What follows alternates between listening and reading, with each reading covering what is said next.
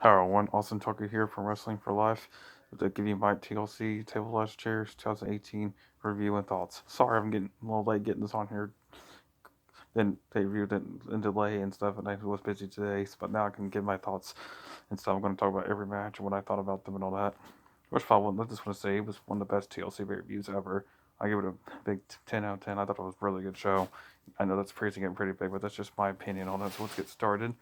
For the kickoff show, I'll let the championship was on the line and stuff. Buddy Murphy defended against Cedric Alexander. That was a really good match and stuff. Lots of good spots and all that non-stop action from the get-go. I really thought Cedric had it with Lompard Jack, but I guess not. So lots of good spots and all that. And here, it was quick back and forth match, a rematch. I was hoping Cedric would get the belt back because I'm not too big on Buddy Murphy, but I was kind of expecting Buddy Murphy to retain. So, but then retaining it after Murphy's Law and all that, I think he'll hold that belt until at least the Royal Rumble or WrestleMania. So let's see what happens. The other kickoff match was the guitar match, whatever you want to call it. Well, Elias gets Bobby Lashley. This was not too bad and stuff. One of the weaker matches of the card, but I still thought it was decent enough and stuff. They went light and a couple of good spots and all that, especially when Elias got thrown into the ladder really hard and Lashley used his shoulder first into the ladder. And then the Leo Rush even got involved, but Elias was able to knock him off and all that and get the guitar win. But Bobby Lashley got the last laugh after that when he got attacked from behind and hit Elias in the back with the guitar. So it makes you wonder if that feud's going to continue to step on Raw tonight or like we'll go and see. Then in the main show here, I have my notes here to make sure I don't forget any matches.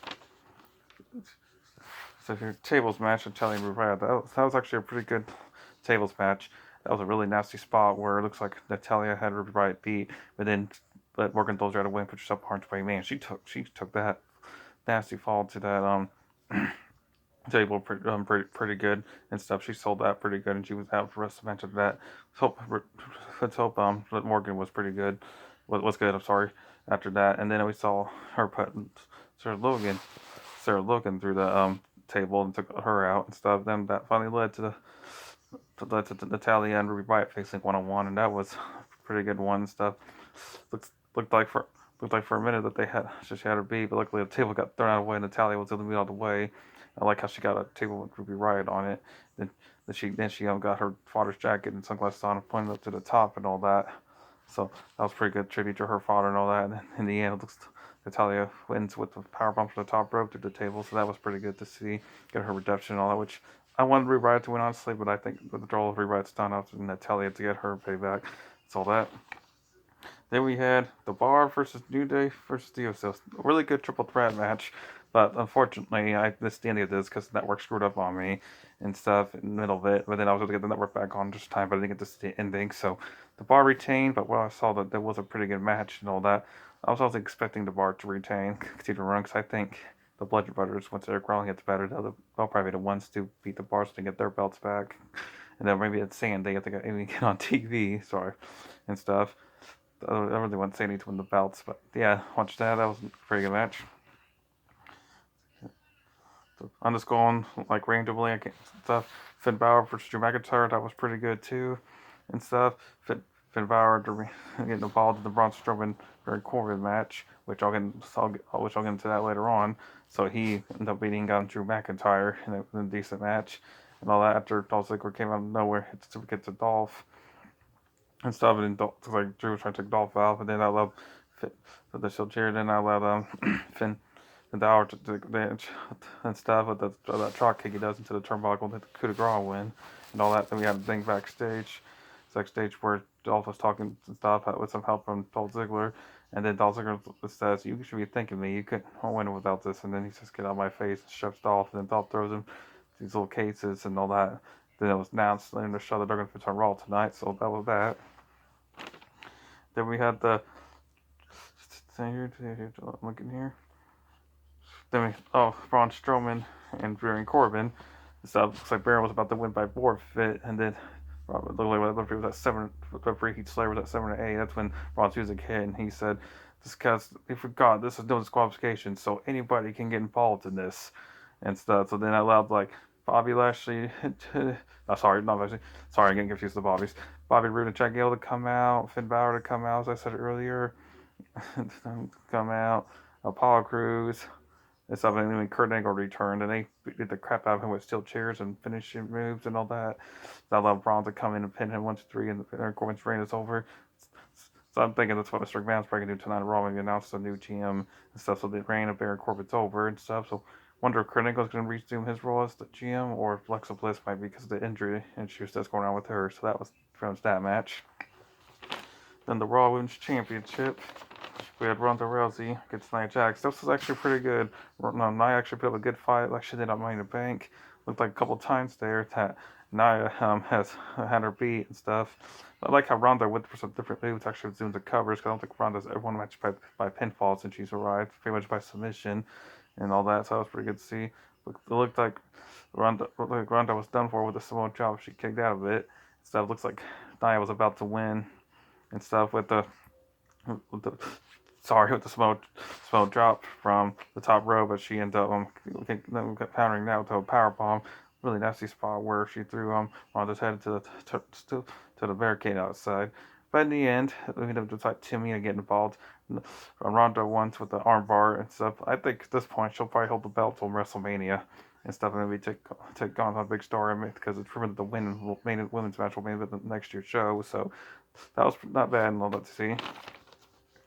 See, we're trying to make sure I don't forget anything here. So we had a chairs match between Randy Orton and Mysterio. That was pretty violent. Some pretty good spots there. Man, I've never seen so many chairs run the ring in my life. The turnbuckle or DDT, that was pretty good. And then the Rey Mysterio went to the turnbuckle. The stuff with the chair in. Oh, that was pretty nasty. And Ray did like a slide where he brought the chair, rode it like a surfboard into Randy Orton. That was a pretty good spot. Looks like Randy was at the win with an RKO. From the raid like versus to Hurricane chairs, and then Hurricane to a Royal combination of Winside gets his payback, which I didn't care who won that match honestly with everyone, but I kind of expect Mysterio to win and get his payback, so that was that.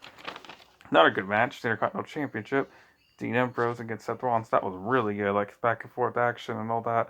That was really good. That's what I expected from these two that have been feuding, so that was pretty good to see and all that back and forth action, all that. I love how Dean was trying for mercy and tried to fist pump at the end when Seth tried to Seth was going for the finish, and then he still like Seth was about to end it, and they kept punishing him, and that ended up costing him in the end when Dean caught him with the Dirty Deeds and won Intercontinental Championship. So I guess this feud might continue tonight as well. So that was good to see, and all that stuff.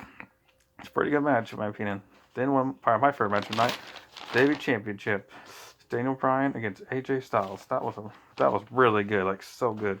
Back and forth action, like how Daniel Bryan was trying to install it at first, like walk around doing laps and all that. Back and forth action, like AJ dominated majority of the match, and then went back and forth and all that. Like I excited from those two and stuff. They did really well against each other and stuff. Back and forth action, cat submission after submission. Really thought at one point with the cat crusher, lost some crap that AJ was gonna make Daniel tap out, but I guess not in the back worlds. They kind of caught guard when they ran with the roll up. I actually expected him to hit the low blow or running knee, but Daniel actually won fair and square, which I'm fine with it. I like Daniel Bryan, as you guys all know, my top 10 favorite wrestlers of all time list. Daniel Bryan is number 10 on there, so he retains that. Then the main event. The SmackDown Women's Championship, Becky Lynch versus Charlotte for Sasha. That was a really good first ever women's tables hours chairs match. Lots of good spots and all that. I love that phone tap bomb from Charlotte to Becky to the table, and I love that spear she did to Asuka and stuff. Plus, I got the string shooter with ladders and all that back and forth action. It's something else. Love how Becky was trying to take out Asuka and Charlotte with the announce table, but Asuka moved out of the way and hit Charlotte with it and stuff. Looks like at the end, Asuka was done with, and at the end of the match. But as you all know, Ronda Rousey came out because she said earlier that payback, so she was coming out and stuff. And got payback. I was expecting her to get payback, but I wasn't expecting it on during that match. So I allowed Asuka to grab it and finally win the SmackDown Women's Championships, which I was happy for her. So I guess Becky losing her title, that's probably going to set up maybe the feud down the line with Ronda versus Charlotte versus Becky, because that's rumored to be at WrestleMania and all that. So that should be interesting to see what happens. And that's my thoughts and review on TLC Taylor Swift 2018. I thought it was a good show, a big 10 out of 10. So I'm looking forward to next month. I can finally focus on the road to WrestleMania and stuff. See who's going to win the Royal Rumble and WrestleMania. So I'm looking forward to that. Let me know what you think about the TLC Taylor Swift 2018 in the comments below. And don't forget to share, don't forget to like, share, and subscribe. I'm Austin Tucker from Wrestling for Life, and I'll see you next time.